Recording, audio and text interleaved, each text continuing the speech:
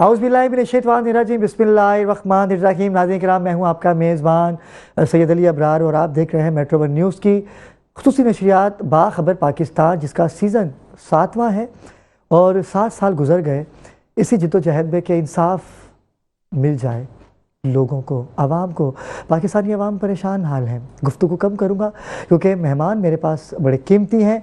हमने गुफ्तगू को कल जहाँ छोड़ा था, आज वहीं से उस गुफ्तगू का हम बाकायदा आगाज़ करेंगे। चलता हूँ अपने मेहमानों की जानिब। सबसे पहले मेरे भाई रिलैक्स टी के चेयरमैन हैं और समाजियात से आपका ताल्लुक़ है और 50,000 नौजवान ख़वातीन मर्द व हज़रात को ये रोज़गार देंगे।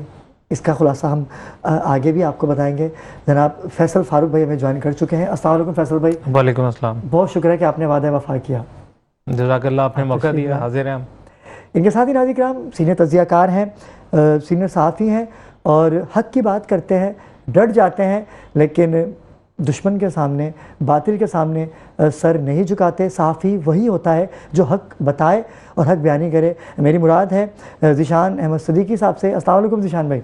वालेकुम अस्सलाम। वालेकुम ज़ीशान भाई, कैसे मिजाज हैं आपके? अल्लाह पाक का। बहुत शुक्रिया, आपने कीमती वक्त दिया। इनके साथ ही नाज़रीन किराम एक और शख्सियत के जिनको आप देखना चाहते हैं, जिनको आप सुनना चाहते हैं और अगले इतवार से आप हमारे साथ मौजूद होंगे। आज तारुफ़ी नशिस्त है इनकी। पीर सैयद साद हाशमी साहब हमें ज्वाइन कर चुके हैं। अस्सलाम वालेकुम शाह साहब। शाह साहब, कैसे मिजाज हैं आपके? बहुत शुक्रिया, आपने वक्त दिया। ठीक है, अल्हम्दुलिल्लाह। आपने बुलाया, हम हाजिर हो गए। बाबा, बस आपने आवाम के मसलों को हल करना है, जो रूहानियत में जो परेशान हाल हैं। कुरान पाक से हर चीज़ का इलाज होता है इंशाअल्लाह, अल्लाह के फजल व करम से इंशाअल्लाह। नाज़रीन किराम, चलते हैं एक और नौजवान की जानिब। ये नौजवान इसलिए कि उन्होंने अपने 45 साल जो है 35 ईयर्स तालीम को दे डाले और आपकी कई ब्रांचेज़ हैं, जिसमें शहर फहरिस्त जो है हैप्पी पैलेस के आप CEO हैं, चेयरमैन हैं जनाब आसिफ खान भाई। अस्सलाम वालेकुम आसिफ भाई। आसिफ भाई, वादा वफा किया आपने भी, बहुत शुक्रिया। बहुत शुक्रिया। मैं ये 35 नहीं 45 ईयर 45 हो गए जी। 45 जी। और 21 साल की उम्र से मैंने जो है बुनियाद रखी थी स्कूल की, और मेरी खुद की उम्र 21 साल की थी, जबकि आजकल 21 साल की उम्र के अंदर लोग जो है ना रोडों पे क्रिकेट खेल रहे होते हैं। बिल्कुल ऐसा ही। और आपको सदारती अवार्ड भी दिया गया, आपको बेशुमार अवार्ड से नवाजा गया। सिर्फ तालीम के, अच्छी तालीम हर माँ बाप का कहते हैं ना कि दिल यही होता है कि उनका बच्चा कामयाब हो, लेकिन प्राइवेट स्कूल में जाके बच्चा कामयाब हो तो जाता है, लेकिन गवर्नमेंट का जो हाल है वो आपके सामने है। जैसे मैं कल भी गुफ्तगू की, आज भी उस पर रोशनी डालेंगे। लेकिन चलते हैं नाज़रीन किराम, ये वो चेहरा है कि आजकल मीडिया की जीनत बन चुका है। यकीनन सी बात है कि जब भी सहाफ़ियों पे कोई कठिन वक्त आता है, मुश्किल आती है, तो सिर्फ़ एक ही नाम आता है। अगर किसी वकील की बात की जाए तो यकीनन सी बात है आपके दिमागों में भी ये नाम आ गया होगा, लियाकत अली गबूल। अस्सलाम वालेकुम लियाकत भाई। लियाकत भाई, बहुत शुक्रिया, आप तशरीफ़ लाए। भाई आपका भी बहुत शुक्रिया, हमेशा याद करते हैं जो ना, बुलाते हैं। रमज़ान में भी आपने बुलाया था जो ना, बहुत शुक्रिया आपका लियाकत भाई। क्योंकि आज आप दोनों हमारे मेहमान हैं, आज फैसल भाई और आसिफ भाई आपकी मेज़बानी कर रहे हैं, तो मैं चाहता हूं कि आपसे ही गुफ्तगू का आगाज़ किया जाए, आप लोगों की मुशावरत से, इजाज़त से। क्योंकि लियाकत भाई की गुफ्तगू ऐसी होगी कि पूरी ट्रांसमिशन में हमें एक नुक्ता मिल जाएगा, तो फिर मज़ा आएगा। क्योंकि नाज़रीन किराम, आप लाइव कॉल भी कर सकते हैं।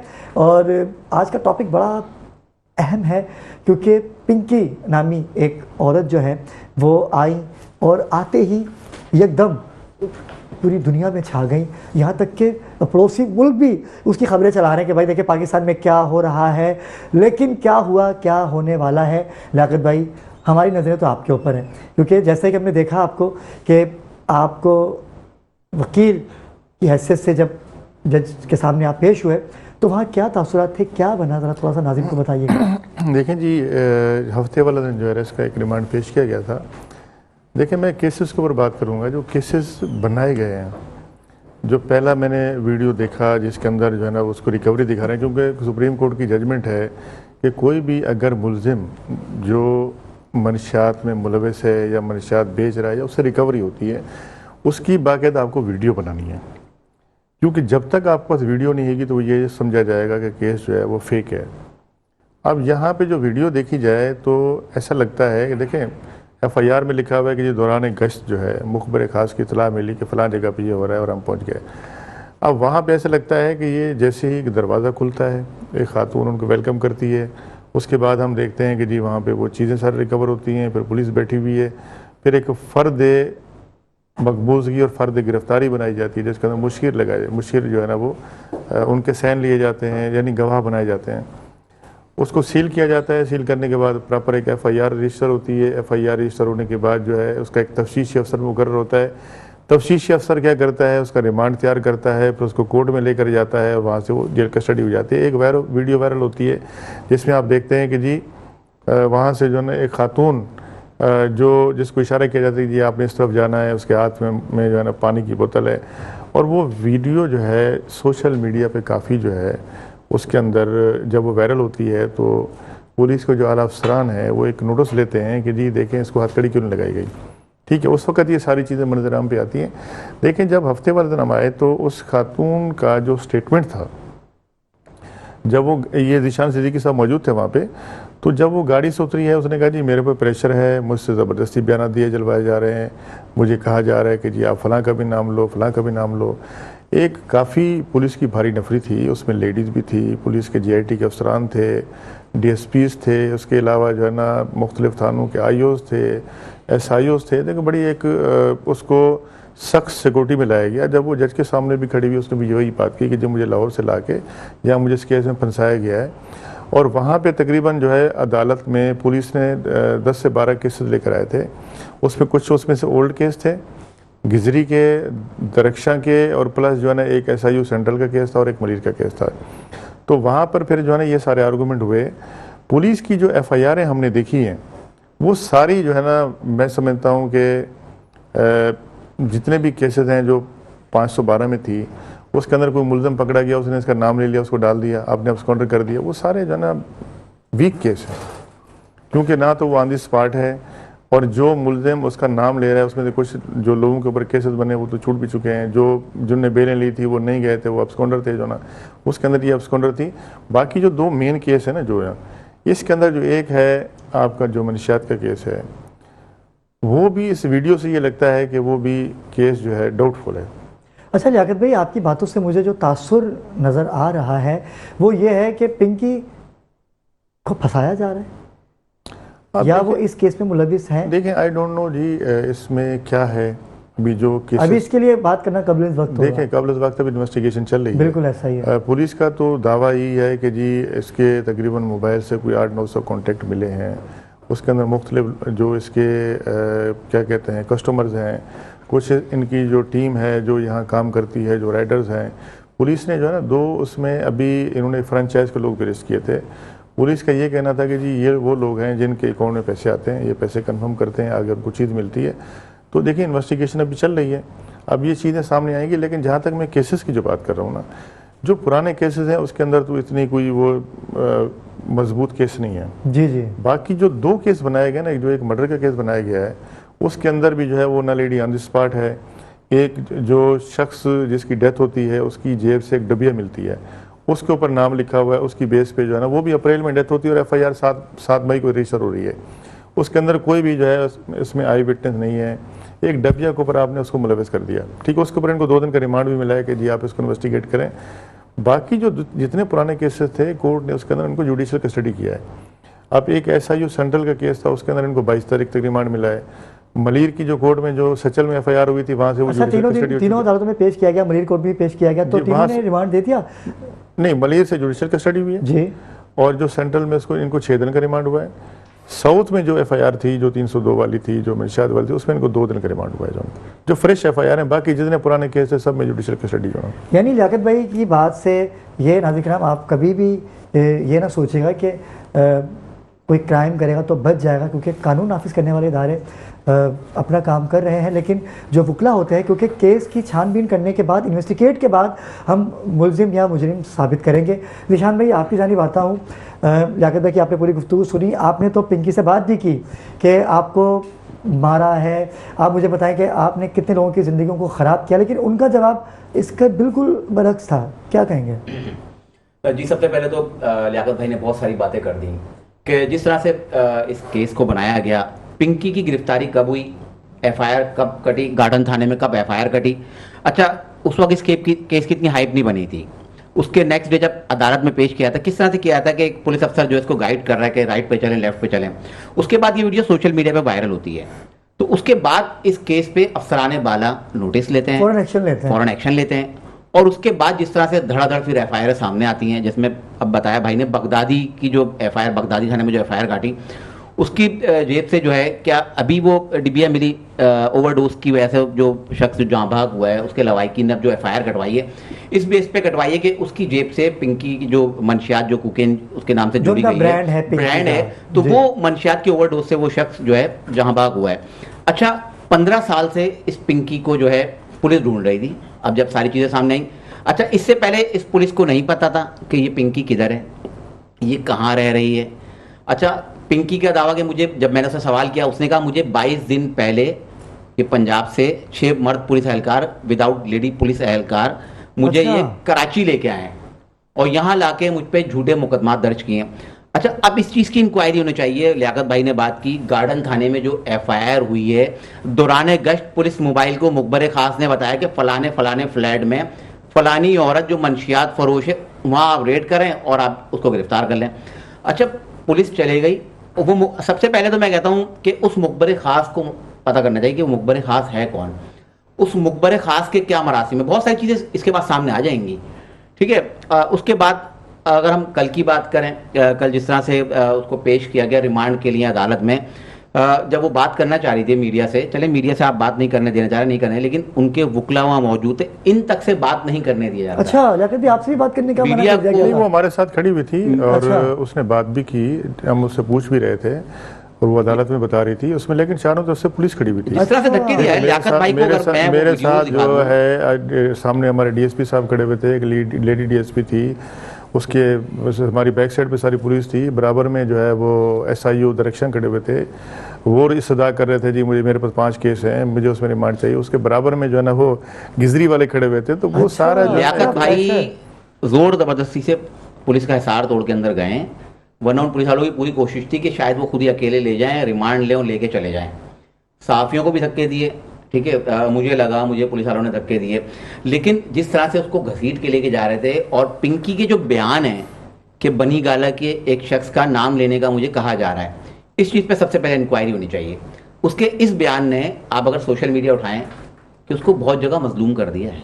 ये मैं आपको बताऊं कि उसके इस बयान ने जो बहुत सारी जो बातें और बहुत सारी जो चीज़ें चल रही है ना, बहुत अच्छी बात कर रहे हैं, ठीक है ना, क्योंकि आपको पता है इस पे बहुत से लोग इसको पॉलिटिकल रंग देने की कोशिश कर रहे हैं, और जो बहुत से लोग कह रहे हैं कि इसको 22 दिन पहले लाया गया, ला के कोई जो सियासी जो गेम चेंज होना है ना, शायद उसके लिए इस्तेमाल किया। मैं इस चीज़ से बिल्कुल जो इख्तलाफ करता हूँ, ऐसी कोई बात नहीं है, ठीक है। अगर गेम चेंजरों को अगर गेम चेंज करना होगा ना, उसको पिंकी जैसे छोटे से आले की ज़रूरत नहीं पड़ेगी, ठीक है। बहुत सारी चीज़ें, बहुत सारे मामलात हैं जो इस वक्त जो सोशल मीडिया पे हर कोई जो है। ज़िशान भाई, आपकी बात से मैं यकीन करें कि नाज़रीन भी सुन रहे हैं आपको, ये क्वेश्चन मार्क आ गया है। क्वेश्चन मार्क तो आया है, बहुत बड़ा लेकिन question mark। जो जिस गेम चेंजर के लिए इसका नाम लिया जा रहा है ना, अनमोल उर्फ पिंकी का, कि शायद सिंध में गेम चेंज करने के लिए। अच्छा, सिंध में हुकूमत किसकी है? मैं उन जो सोशल मीडिया के तजियाकार है, मैं उनसे पूछना चाहता हूँ, सिंध में हुकूमत किसकी है? वजीर दाखिला किसका है? वजीर आला किसका है? पुलिस किसकी है?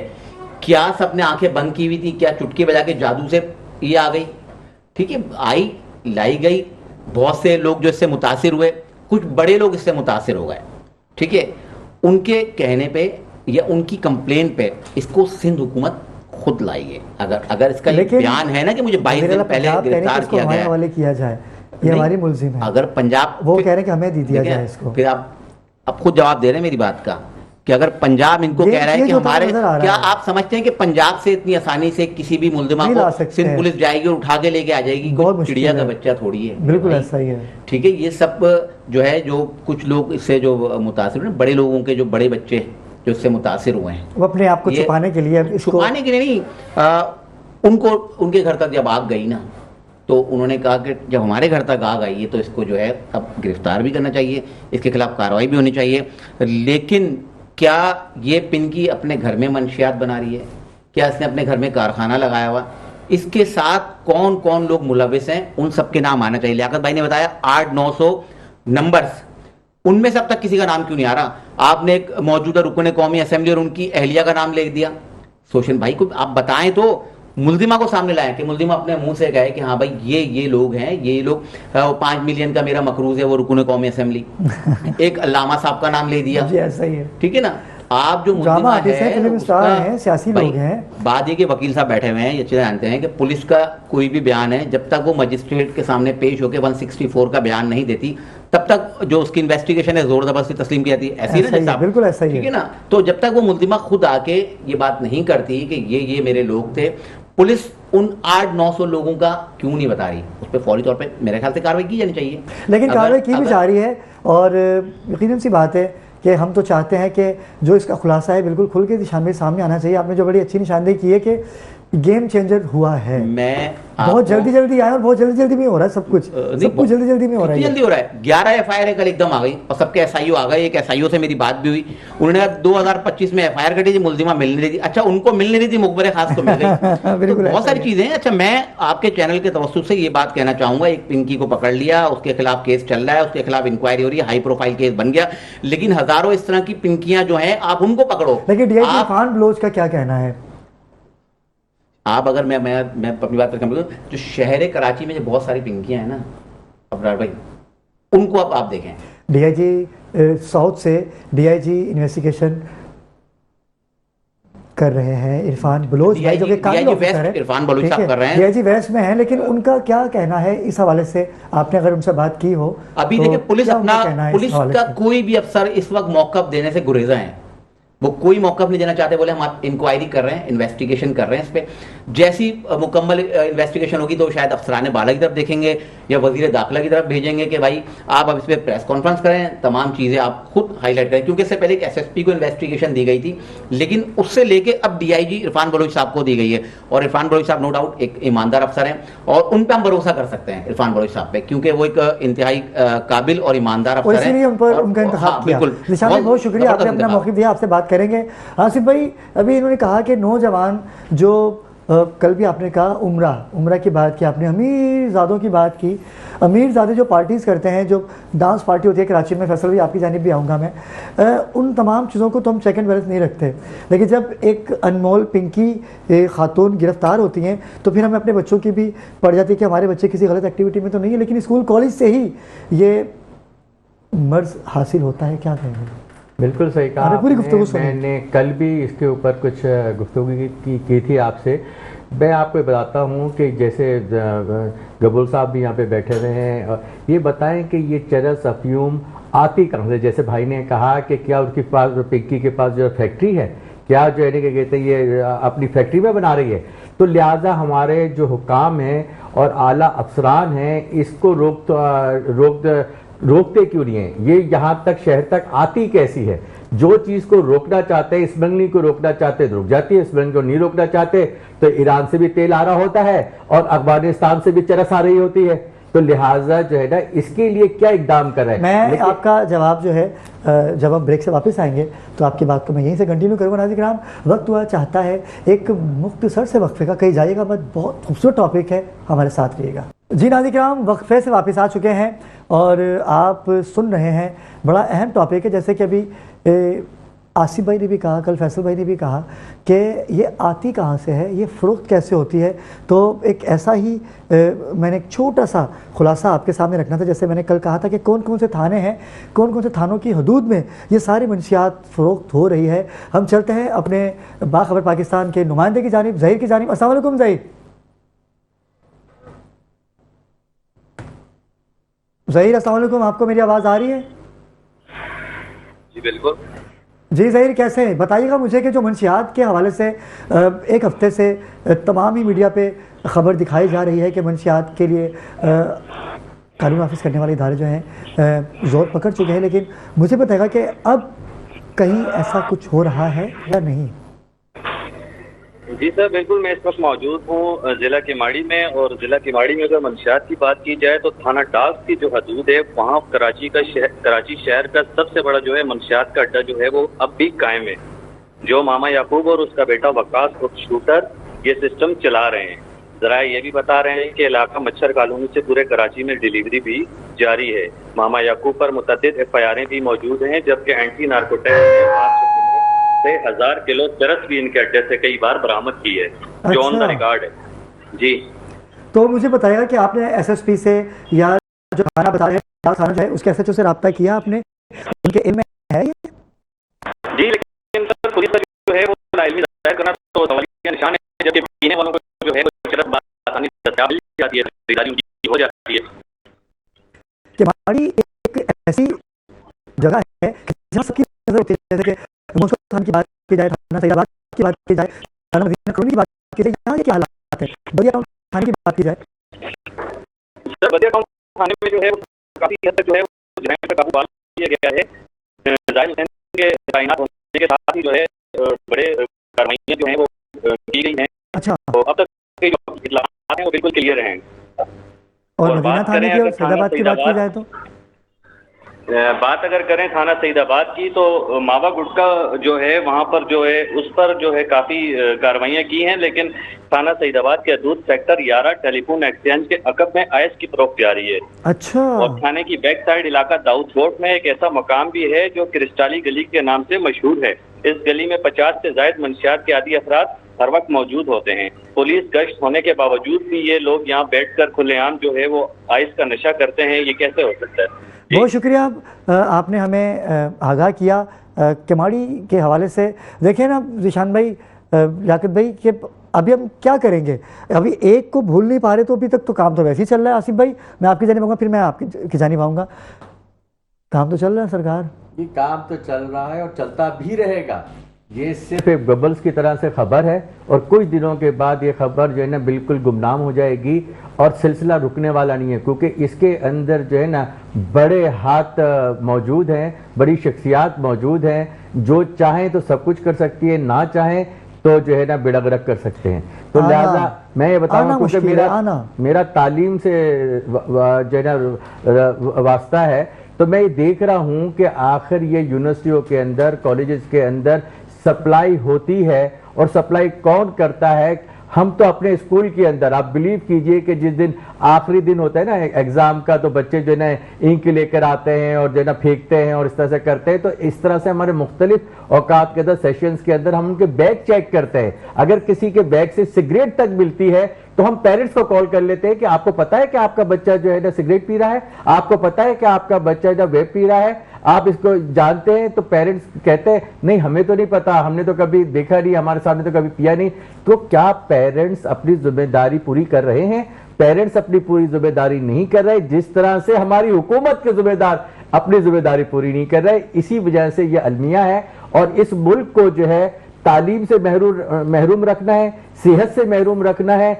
अब मैं एक इंटरव्यू देख रहा था फेसबुक के ऊपर कि एक शख्स जब पंजाब से कराची आया तो वो हैरान हो गया और परेशान हो गया। मुझे कह लगा कि मैं तो यहाँ पे घूमने फिरने के लिए आया था, यहाँ पे तो मेरा जो है ना पूरा जिस्म का इंजर पिंजर हो गया है, क्योंकि कोई रोड सलामती नहीं है, कोई यहाँ पे पानी नहीं मिल रहा। पानी है, टैंकर के जरिए है, टैंकर के जरिए आपको पानी मिल जाएगा, लेकिन वैसे पानी नहीं है। आखिर क्या बात है कि पानी के होते हुए पानी बिक रहा है, 1 अरब रुपए पर डे जो है ना पानी बिक रहा है। क्यों? कहां है इंतजामिया, कहां है लोग, क्यों सो रहे हैं? इसके ऊपर अमल क्यों नहीं कर रहे, इसको कंट्रोल क्यों नहीं कर रहे?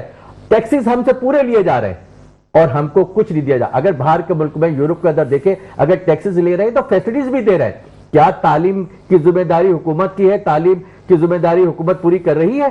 ठीक है, उनके स्कूलों का क्या हाल है, गवर्नमेंट स्कूलों का क्या हाल है, आप सब जो जानते हैं, मुझे कहने की जरूरत नहीं है। और प्राइवेट स्कूलों के लिए ये कहा जाता है कमाते बहुत है, ये माफिया ग्रुप है, ये जो है ना कहते हैं इन्होंने किया। भाई, हम किसी को घर से जो है ना बंदूक की नोक के ऊपर लेके नहीं आते कि हमारे पास आके स्कूल में दाखिल करा लो।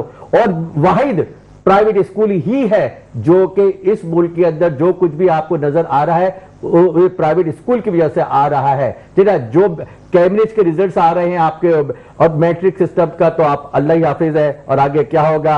अब एक और भी 2-3 बोर्ड आ गए जिनको जो है पजीराई मिल रही है, जैसे आ खान बोर्ड है, जियाउद्दीन बोर्ड है। ठीक है ना, लोग जो है मैट्रिक बोर्ड वाले को तो नौकरी भी नहीं देते कि अगर वो फर्स्ट पोजीशन पर भी है ना तो नौकरी देते, क्योंकि उनको पता होता है पैसे देके पास हो गया। ऐसा ही है, बिल्कुल ऐसा ही है। जी। आसिफ भाई ने बड़ी अच्छी बात कही, लेकिन मैं चलता हूँ फैसल भाई आपकी जानिब। आपने तो देखा कि थानों में तो काम चल रहा है, SHOs बैठे हैं, बड़ी मुश्किल से उछाड़ पछाड़ हुई थी, लेकिन उसके बावजूद मामला फिर वहीं आके अटक गया।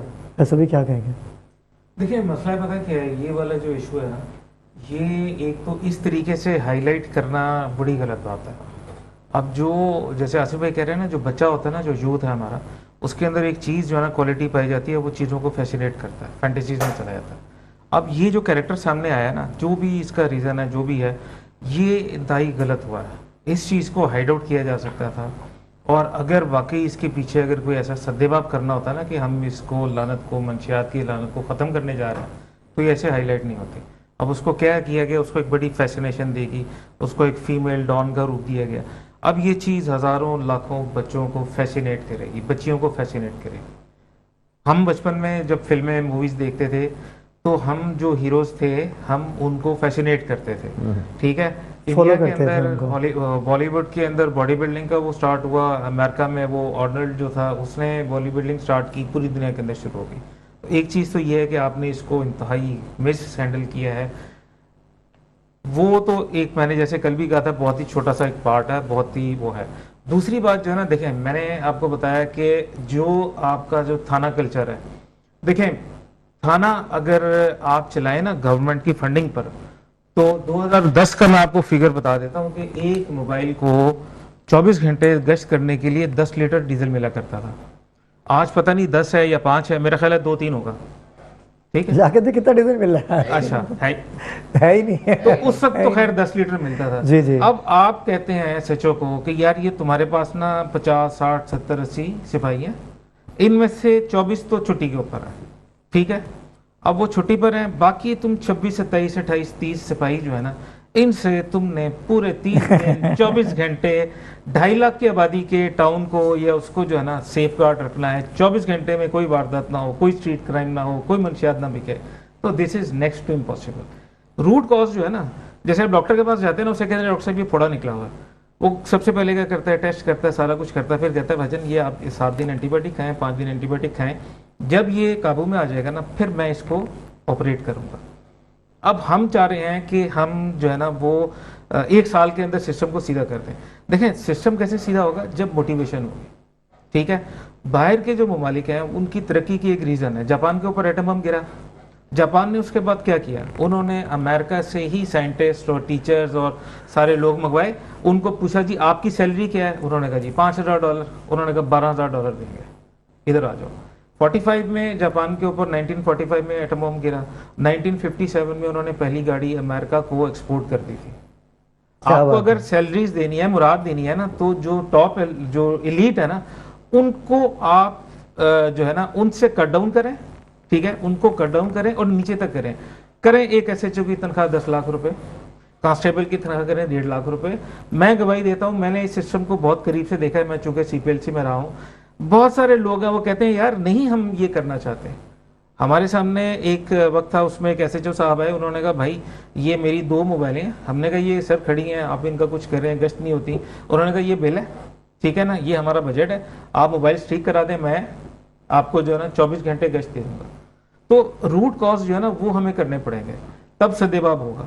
जब आप अपने इदारों को मजबूत करेंगे ना, आप पूरे पाकिस्तान में एक काम कर दें, आप SHO को उसकी जो वो कहते हैं ना डिपेंडेंसी, वो आप खत्म कर दें, उसके पास सफिशिएंट बजट हो और उसको कोई फोन कॉल ना जाए, उसकी जो तैनाती है मेरिट पर हो, ठीक है। 1000 के करीब मेरा ख्याल है या 2000 जितने भी थाने होंगे ना, कोई एक ऐसी आप जो है ना बॉडी बना दें, मैं कहता हूँ 1 साल में पाकिस्तान संवर जाएगा। लेकिन मजे की बात क्या है, अफसोस ये चीज नहीं की जाएगी, क़यामत तक नहीं कोई करेगा। इसलिए कि जो ऊपर बैठे हुए हैं ना, उनको यही सिस्टम चाहिए। हम अल्लाह मुझे माफ करे, हम we are insects for them, हम उनके लिए कीड़े मकोड़े हैं।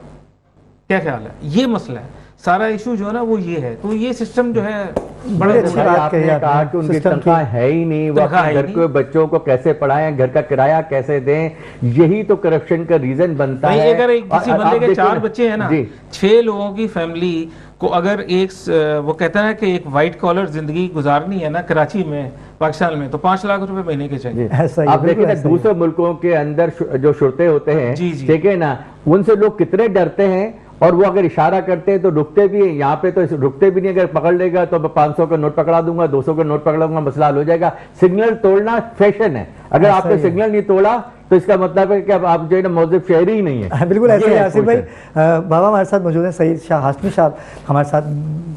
शाह साहब, नौजवान नस्ल जो है तबाह बर्बाद हो रही है, आप क्या कहेंगे इस हवाले से? माइक ले लीजिएगा जी। बस आजकल का जो माहौल चल रहा है, माहौल के हिसाब से ही आजकल की नस्ल जो है वो बिगड़ रही है, माँ बाप की नाफरमान हो रही है। सबसे बेहतरीन बात यह है कि मज़हब से दूर हैं, इस्लाम से दूर हैं, नमाज रोज़े से बहुत दूर हैं, और घर वाले जो हैं वो भी, माँ बाप भी उन पर इस बात पर तवज्जो नहीं देते बहुत अच्छी बात है कि बच्चों को तालीम दी जाए, उनको नमाज की तलकीन की जाए। कि जबकि नबी करीम सल्लल्लाहु अलैहि वसल्लम की हदीस मुबारक है कि बीवी अगर नमाज नहीं पढ़ती है तो शौहर को हुक्म है कि उसको तंबी करे, सख्ती करे, अगर फिर भी नमाज नहीं पढ़ती है तो उसको मारे, और मारने के बाद भी अगर नमाज नहीं पढ़ती है तो उसको तलाक दे दे। अच्छा जी, ये हुक्म है। और इसी तरह बीवी के लिए भी, शौहर के लिए भी यही हुक्म है कि बीवी अगर नमाज पढ़ती है और शौहर अगर नमाज नहीं पढ़ रहा अल्लाह है अकबर। तो बीवी जो है अपने शौहर को तंबी करे, अपने शौहर से लड़ाई करे, झगड़ा करे कि आप नमाज पढ़ें। अगर वो नमाज नहीं पढ़ता है तो बीवी को भी हक हासिल है कि उससे तलाक ले ले। अच्छा बाबा, ये बताइएगा जो माहौल चल रहा है अभी 10 दिन से, जी। अगर हम रूहानियत की बात करें, जायचे की बात करें, तो आपका जायचा क्या कहता है? कुछ बेहतरी आएगी? नहीं, अभी क्या होने तो वाला है?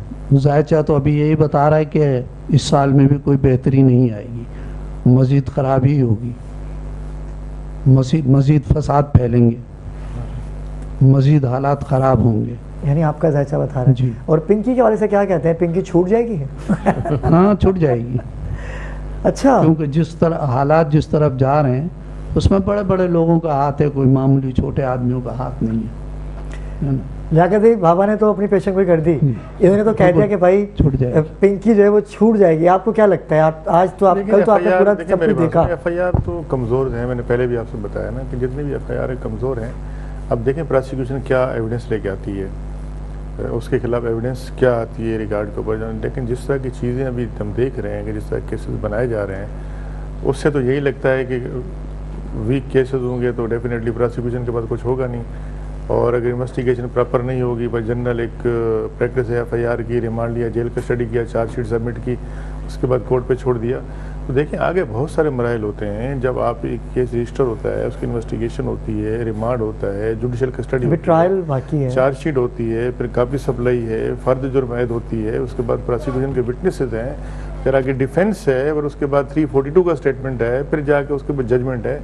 तो ये तो पता चलेगा कि उस वक्त क्या चीज़ लेके आते हैं। लियाकत भाई ने तो अपना मौक़िफ़ दे दिया, लेकिन लियाकत भाई मैं ये जानना चाहूँगा, देखिए अगर आप इस चीज़ को ख़त्म करना है, मुझे बताएं, कराची अभी जैसे भाई ने फैसल भाई ने बताया, भाई देखिए आप इस कराची शहर में आज आपके कितने कैफ़े चल रहे हैं? बिल्कुल ऐसा ही है। आप देखें डिफेंस के अंदर, देखें मुख्तलिफ यहाँ जगहों पे देखें, आपके जो है ना वहाँ पे हुक्का चल रहा है, आयश चल रही है, वीट चल रही है, पता नहीं क्या कुछ नहीं हो रहा। क्या आपको नहीं नजर आ रहा? सरकार मेरे घर के पास, लियाकत भाई मेरे घर के पास, किसको नहीं पता? आप इन सब के खिलाफ क्रैक डाउन करें ना। जी जी, आप 188 के FIR करते हैं, बंदा पकड़ते हैं, खुद सुबह खुद छुड़ा देते हैं।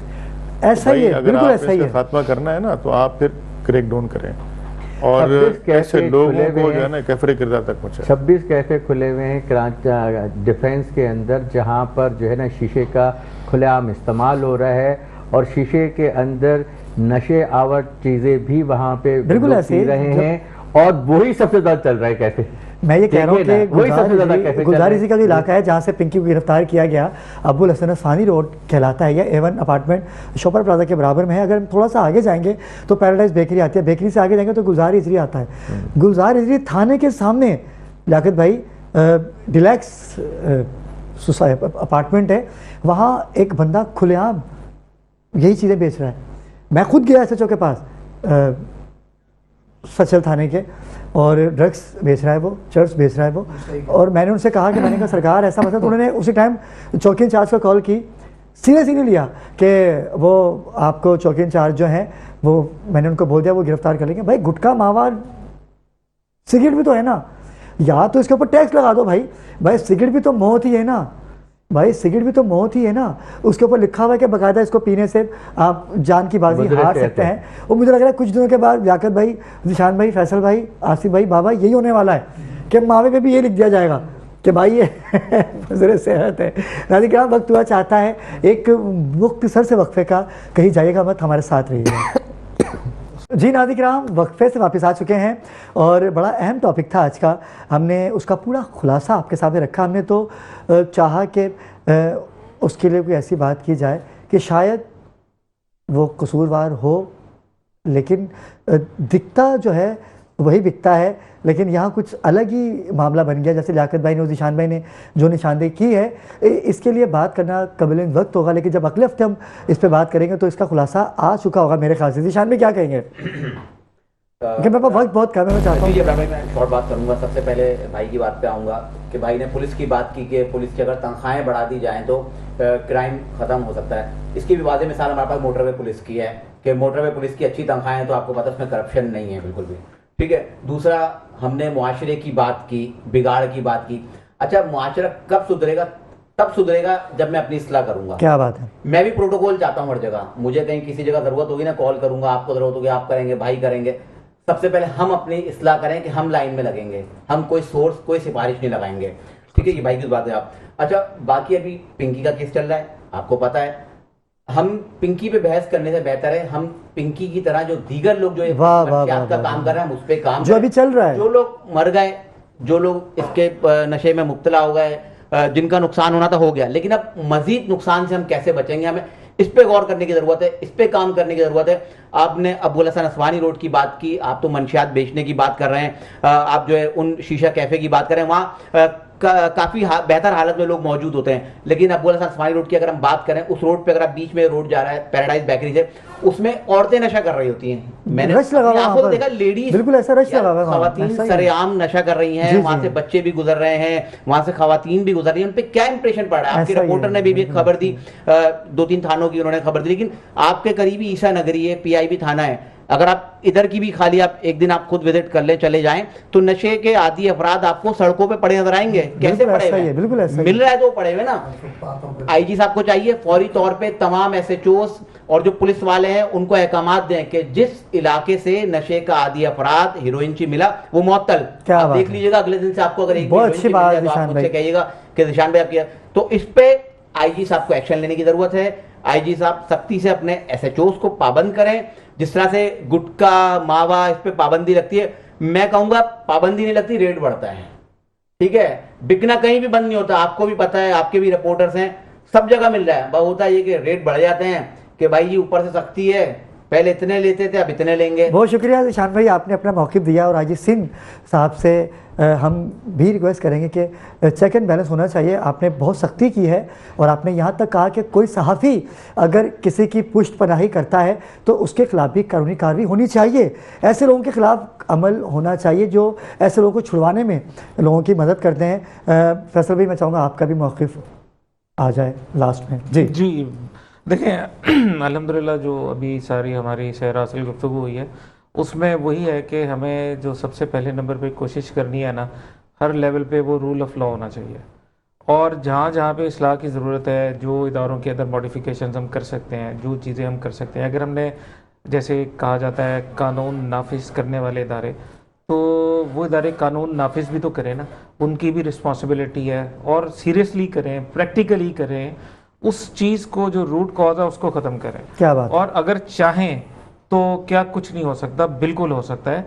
कराची की जो रिक्वायरमेंट है, जो पुलिस की नफरी है, पहले नफरी पूरी करें, ठीक है। हर कराची के अंदर बहुत सारे रास्ते जो है ना, कई सैकड़ों रास्ते कराची को आते हैं। कराची की जो पुलिस की रिक्वायरमेंट है वो पूरी करें, ठीक है।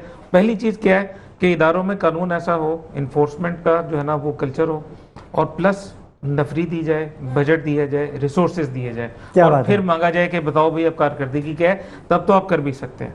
तो ये जो बेसिक हमें जो है ना अरेंजमेंट्स पहले ये करने हैं, उसके बाद फिर हम एक्सपेक्ट कर सकते हैं कि हमें जो है ना वो रिजल्ट मिलेगा या नहीं मिलेगा। बहुत अच्छी बात फैसल भाई ने भी वही बात की जो ज़ीशान भाई ने की कि हमें इस्लाह की ज़रूरत है, हमें अपने अंदर की काली भेड़ों को तलाश करना है, कौन है कि जिनकी वजह से ये सारे हिकमत अमली होती है। बाबा, आप कुछ कहना चाहेंगे आखिर में? आपने तो बात ही ख़त्म कर दी कि अभी बहुत बुरे हालात होने, लेकिन आखिर में कुछ अच्छी खबर देना चाहेंगे? मैं तो यही कहूँगा कि अल्लाह ताला इनको हिदायत अता फरमाए, सबको, पीने वालों को भी और बेचने वालों को भी हिदायत फरमाए, और हमारे जो इदारे हैं उनको अल्लाह हिदायत अता फरमाए और उनको नेकी से काम करने की तौफीक अता फरमाए। बहुत शुक्रिया। लियाकत भाई, आपकी जानिब देखिए, आऊँगा। मैं ये कहूँगा कि हमें सिस्टम को बेहतर करने की ज़रूरत है। आप कानून को जो है इम्प्लीमेंट करवाएं, और चाहे वो अमीर हो या गरीब हो, जो भी इस चीज़ में मुलविस, सबके खिलाफ एक्शन लें, और सबको जो है इस चीज़ को, इस लानत को रोकने की कोशिश करें, और जो लोग भी मुलविस पाए जाते हैं सबके खिलाफ एक्शन होना चाहिए, और इस लानत को ख़त्म होना चाहिए हमारे मुल्क से। जो ना देखिए, आपकी एक को पकड़ें दूसरे को छोड़ें, इस तरीके तो ये चीज़ें चलती रहेंगी। सब पता है, कोई भी काम होता है तो मेरे ख्याल में वो पुलिस को इसकी हर इलाके में ऐसा ही है, खबर बिल्कुल है। ऐसा ही है। अगर पुलिस हमारी सही काम करेगी तो मेरे ख्याल में कोई ऐसा कोई गैर कानूनी काम हो ही नहीं सकता। तो क्या आप बात एक ईंट है। भी नहीं लगा सकते। तो क्या बात है, बहुत शुक्रिया लियाकत भाई। आसिफ भाई, आपकी तरफ आऊँगा। आप तो वैसे ही इतने परेशान हैं भाई, पोलियो के कतरे पिलाने पर हैप्पी पैलेस के प्रिंसिपल को नोटिस आ गया, मुझे याद आ गया। जी हाँ, क्या था ये, क्योंकि वो वक्त कम है, देखिए, मुख्तसर सा अगर हमें जो है डायरेक्टरेट ऑफ एजुकेशन की तरफ से, कराची कमिश्नर के हिसाब से, डीसी की तरफ से, सब तरफ से हमको लेटर्स आए कि जी पोलियो के कतरे पिलाना बहुत ज़रूरी है, मैंडेटरी है। पहले तो ये था कि जी 4 साल के बच्चे 3 साल तो पिला था, अब एक और हो गया कि 10 साल के बच्चों को भी पिलाया जाएगा, ठीक है ना।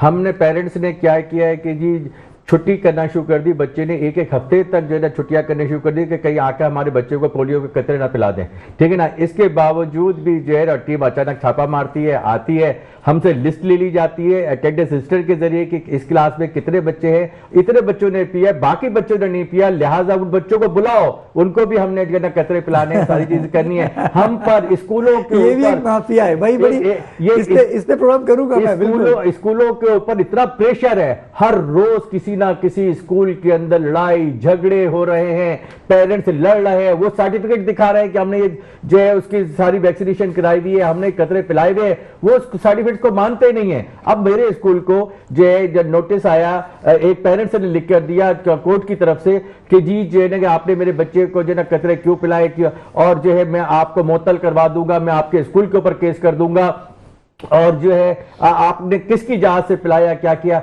हम तो फंस गए जी, इधर गवर्नमेंट, इधर पेरेंट्स, और जो है ना हम तालीम देना चाहते हैं, हम इन चक्रों में लड़ने झगड़ने के चक्कर में नहीं पड़े। चले मैं आप आसानी कर देता हूँ ना, लियाकत भी आपके करीब बैठे हुए, आप परेशान क्यों हो रहे हैं। ये गवर्नमेंट की पॉलिसी है, देखें ये तो उन बच्चों की आखिरी बेहतरी के लिए कि कोई बच्चा बीमार ना हो, पोलियो का मरीज ना हो। देखिए ये तो पूरे पाकिस्तान में आखिरी मिनट की बात थोड़ी है कि अभी जैसे आसिफ भाई ने कहा ना कि डिप्टी कमिश्नर ऑफिस और इंतजामिया की तरफ से ये प्रेशर आ गया, इन्फोर्समेंट आ गई कि आपने अपने बच्चों को पोलियो के कतरे पिलाने हैं, तो ये भी किया जा सकता है कि मंशियात को ख़त्म कर दें। अच्छा, मादरत के साथ अगर खुदा न खास्ता आपका शीशे का कैफे होता ना, तो आपको कोई नोटिस भी नहीं आता और कोई आपको टेंशन ना, लेकिन मसला ये आप तालीम बांट रहे हैं, तालीम फैला रहे हैं, ये आपको सजा मिल रही है। बस हम लोग क्या नहीं कर रहे, ये हमारा अलमिया है। शराब भी बेच रहे हैं, हम जो है ना इस कौम के मेहमानों को तालीम देना चाहते हैं, और हमको जो है गलत अल्फाजों से नवाजा जाता है। बिल्कुल ऐसा नहीं आसिफ भाई, ऐसा नहीं है, आपको तकलीफ नहीं होगी। लियाकत कबूल भाई हमारे साथ मौजूद हैं, बेहतरीन लॉयर हैं, आप इनसे रब्ता कीजिए, मुझे भेजे, वो केस बताए, इंशाल्लाह सब अच्छा हो जाएगा। नाज़रीन किराम, आज की गुफ्तगू में कोई गलती या कुताही होगी तो माफ़ कीजिएगा। अगले हफ्ते एक नए टॉपिक के साथ, नए मेहमानों के साथ, नए लोगों के साथ आपकी खिदमत में हाजिर होंगे। तब तक के लिए मुझे और मेरी पूरी टीम को दीजिए इजाज़त। अल्लाह हाफ़िज़।